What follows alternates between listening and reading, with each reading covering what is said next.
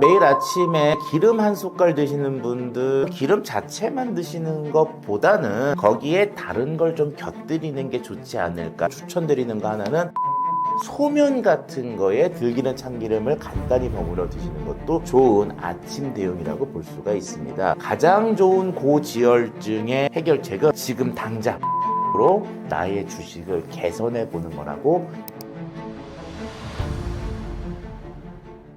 식탁 위에서 들기름 참기름 같은 전통 기름을 올리는 습관이 실제로 혈당이나 혈관 건강에 어떤 영향을 주나요?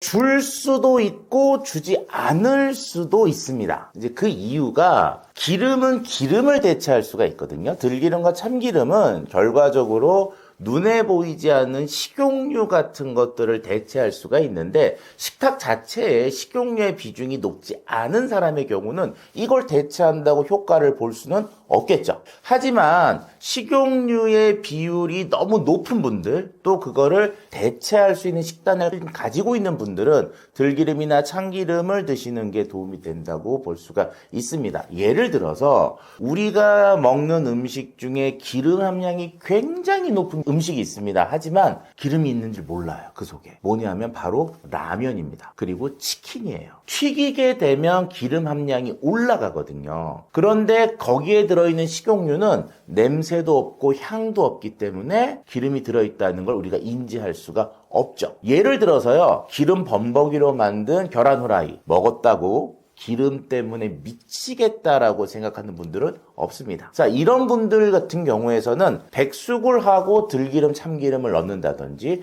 소면을 하고 들기름 참기름을 넣는다든지 이런 방법을 통하면 기존에 눈에 보이지 않는 기름을 많이 줄일 수 있는 방법이 되죠. 결과적으로는 기름은 기름으로 대체할 수 있지만 생각보다 쉽지는 않습니다. 매일 아침에 들기름이나 참기름을 먹는 것만으로도 혈당 조절에 도움이 되나요? 자, 우리가 일반적으로 기름 열풍이 지금 불고 있거든요. 전문가적인 입장에서 봤을 때 식품업계에 기름을 소분하는 업체들이 엄청 늘었어요. 왜 그러느냐? 과거에는 들기름, 참기름, 올리브유 이런 것들 1리터나 2리터 형태로 팔다가 요즘 이렇게 딱 뜯어서 한 입에 탁 먹는, 아침에 한 입 먹는 요런 작게 분류하는 소분, 그런 상품이 인기가 커졌거든요. 그래서 그런 업종들이 엄청나게 늘었는데 개인적인 상황에서 봤을 때는 아침에 기름 한 수를 먹는 게 건강에 그렇게 도움이 될까라고 하는 거에는 약간 물음표가 좀 가게 됩니다. 하지만 전혀 도움이 안 되냐? 이건 또 아니라고 볼 수가 있는 게, 일단 우리가 허기가 지잖아요. 그럼 허기가 지면 두 가지 방식의 영향을 받습니다. 첫 번째는 혈당이 떨어졌다. 두 번째는 배가 비었다. 자, 이럴 때 우리가 사탕 하나를 먹게 되면은요, 조금 허기가 달래져요. 왜 그러느냐? 사탕을 통해서 그 혈당이라는 게 올라오니까 배가 조금 허기를 덜 느끼게 되는 거죠. 기름을 먹는 건 혈당을 올리는 데에는 도움을 주지 않으나 공복감을 메꾸는 데에는 도움을 줄 수가 있습니다. 왜냐하면 기름 자체의 열량도 높고요. 이렇게 좀 미끌미끌하면서 장에 엉겨붙는 특성들이 있다 보니까 아침에 이렇게 기름 한 숟갈을 먹는 거는 아침 공복 때 느끼는 그 처절한 배고픔을 약간 완화해 줄 수는 있죠. 거기까지의 효과는 과학적으로 또는 뭐 전문가적으로 얘기할 수 있으나 그 이후에 혈당 스파이크가 완화되고 다이어트에 도움이 되고 혈압을 낮춰주고 이런 수많은 얘기는 조금 연관성이 많이 떨어진다. 즉 1차 연관성, 2차 연관성, 3차 연관성일 때 한 3차 어디쯤에는 연관이 있을 거다. 그래서 아침 공복 때 들기름이나 참기름 하나 드시는 거는 뭐 어느 정도 공복감을 메꾸고 그날 하루에 식사 패턴을 유지하는 데는 도움을 준다고 볼 수가 있습니다. 매일 아침 실천할 수 있는 쉬운 방법은 무엇인가요? 자, 일단 매일 아침에 기름 한 숟갈 드시는 분들 있으실 거라고 보는데요. 개인적으로는 기름 자체만 드시는 것보다는 거기에 다른 걸 좀 곁들이는 게 좋지 않을까라고 생각이 듭니다. 그때 곁들여 먹는 거로 추천드리는 거 하나는 일단 달걀 후라이 같은 것들을 할 때 기름을 쓴다든지 참기름, 들기름, 올리브유 같은 좋은 기름, 좀 냄새가 나는 기름, 버터도 나쁘지 않습니다. 그런 것들을 이용해서 계란 후라이를 한다든지 아니면 삶은 달걀을 먹을 때 약간의 올리브 기름을 첨가해 드신다든지 이런 방법도 좋고요. 두 번째는 소면 같은 거에 들기름, 참기름을 간단히 버무려 드시는 것도 좋은 아침 대용이라고 볼 수가 있습니다. 그 이유는 아침에는 아무래도 에너지원이 필요하고 그때는 면, 당분과 그 다음에 약간의 기름들이 필요하거든요. 그래서 소면만 먹으라 그러면은 굉장히 어렵지만 소면에 참기름이나 들기름 이런 거 살짝 버무려 드시면 의외로 먹기가 편합니다. 그래서 아침에 나의 고지혈 또는 나의 아침 그 식사 패턴을 지키기 위해서는 달걀과 소면에 약간의 좋은 기름들을 섞어 드시는 것은 좋은 방법, 대체법이 될 거라고 생각이 듭니다. 현대인들의 고지혈증이 폭증하는 이유는 무엇인가요?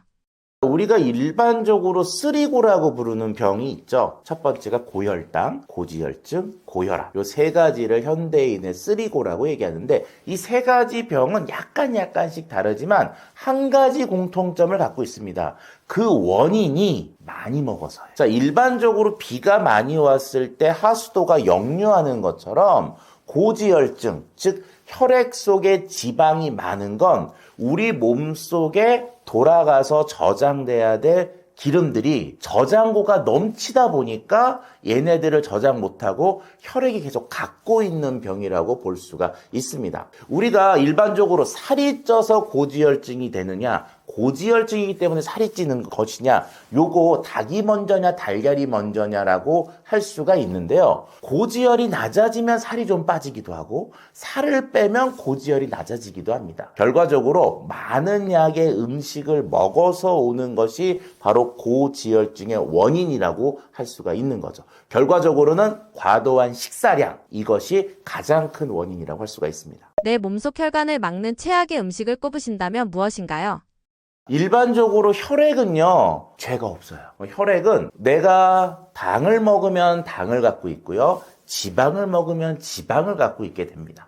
결과적으로 우리 혈관을 막는 것 중에 가장 큰 거는 당보다는 개인적으로는 지방이 더 크다라고 보는데요. 이 지방은 결과적으로 폭식에서 혈액 속에 지방이 많아질 수밖에 없습니다. 그런데 여기서 한 가지 주의하셔야 될 내용은 지방을 먹었다고 지방이 많아진다? 오케이, 맞습니다. 그런데 지방은요, 소화를 하다 보면 한계치가 있어요. 그 특성이 있다 보니까 우리가 가끔 삼겹살 같은 지방이 많은 거 드시고 혹시 다음날 이렇게 화장실에서 이렇게 확 하고 이렇게 좀 냄새나는 변 보시는 경우 있지 않습니까? 왜 그러느냐? 지방을 소화하는 한계 이상을 먹으면 장은 소화를 포기하고 그냥 설사로 배출시켜버려요. 결과적으로 지방은 내가 먹는다고 하더라도 한계점을 갖고 있죠. 이런 면에서 지방이 기름이 돼서 혈관을 막는 가능성 높지만 저는 그거보다는 당이 막는 가능성이 더 높다고 봅니다. 당은요, 어떤 특성이 있냐면요, 흡수하라 그러면 다 흡수시켜요. 잘 흡수합니다. 특히 달달한 맛을 내는 설탕 같은 경우는 흡수율 거의 100%라고 봐도 돼요. 근데 얘네들은 당으로 저장을 시키는지 못하고요, 지방으로 바꿔서 저장을 하는 특성이 있습니다. 그렇기 때문에 고지혈에 가장 큰 영향을 주는 식품은 물론 한 가지를 콕 집을 순 없겠으나 지방이 주가 되는 고기보다는 오히려 입에서 단맛을 주는 설탕과 같은 당이 많이 들어있는 음식들, 대표적인 건 음료라고 할 수가 있죠. 탄산음료 아니면 아주 달달한 크림이 들어가 있는 빵, 이런 설탕이 오히려 더 혈관을 막는 가장 주요한 식품이 아닌가라고 생각이 듭니다. 지방과 기름을 건강하게 먹는 방법은 무엇인가요? 자, 우리가 지방과 기름을 건강하게 먹는 방법, 이게 되게 쉬운 내용인데 일반 분들 되게 어렵게 생각을 하시더라고요. 첫 번째는요, 지방은 피하고 기름은 먹어라예요. 이게 뭐냐? 지방과 기름이 같은 거 아닌가요? 라고 얘기하는데 지방과 기름은 다릅니다. 남자와 여자가 다른 것처럼 두 개가 달라요. 지방은요, 상온에서 고체로 바뀌는 거. 그러니까 겨울철 추울 때 되면 이렇게 떡지 기름들이 엉겨 붙잖아요. 그런 것들을 지칭할 때 지방이라 그래요. 돼지 기름이라고 안 그럽니다. 돼지 지방이 맞는 말이에요. 자, 기름은 뭐냐면요, 추워도 액체 상태로 있는 것들을 얘기합니다. 그런 것들을 기름이라 그러죠. 그래서 지방과 기름에서는 기름을 드시는 게 좋아요. 자, 그러면 기름에서는 그럼 다 좋으냐? 아닙니다. 기름도요, 정제된 거, 정제되지 않은 거 이렇게 구분하는데 복잡하잖아요. 정제된 거와 정제되지 않은 건 냄새가 달라집니다. 그래서 기름의 냄새를 맡았을 때 냄새가 들기름 냄새, 참기름 냄새, 올리브유 냄새가 나면 이건 좋은 기름. 근데 냄새를 아무리 맡아봐도 식용유처럼 냄새가 안 나. 이건 좋은 기름이 아닙니다. 왜 그러느냐? 구독자 여러분들 지금 당장 시간이 되시면 부엌에 가셔갖고요. 참기름이나 들기름 하나 꺼내시고 식용유를 하나 꺼내세요. 그리고요. 식용유로 프라이팬에 잘 두른 다음에 프라이를 한번 한 다음에 드셔보세요. 맛있을 거예요. 그러면 두 번째는 뭐냐? 들기름이나 참기름을요, 똑같이 넣고요. 똑같이 프라이를 해 드셔보세요. 자, 다른 걸 눈으로 보실 수가 있습니다. 첫 번째, 시커매. 잘 탑니다. 두 번째, 먹으면요, 프라이가 맛이 없어요. 프라이 그 맛있는 음식에 참기름, 들기름의 향이 들어갔으면 더 좋아져야 되는데 이걸 프라이로 하면 맛이 없어요. 그 맛없음의 가장 큰 게 뭐냐? 너무 향이지. 참기름, 들기름은 이렇게 살짝 쬐끔 그렇게만 넣어서도 기름을 먹었다는 느낌을 확 주는 그런 것들이 비정제 기름들인데 얘들을 냄새가 안 나는 기름처럼 만들어 먹잖아요. 너무 향이 강해서 못 먹게 됩니다. 그래서 가장 좋게 기름을 섭취하는 방법은 물이나 이런 걸로 얘네들을 다 조리하고 삶거나 찌거나 뭐 데치거나 이런 거 있잖아요. 그렇게 하고 마지막에 기름을 살짝 뿌려서 먹는 거. 이러면 우리가 먹는 기름의 섭취량을 많이 줄일 수도 있고 냄새가 주는 포만감이 있기 때문에 많이 먹었다는 그런 느낌을 받게 됩니다. 그래서 아시잖아요. 비빔밥은 맨 마지막에 참기름 살짝. 이게 가장 좋은 방법이죠. 추천하시는 음식들은 어떤 것들이 있으신가요?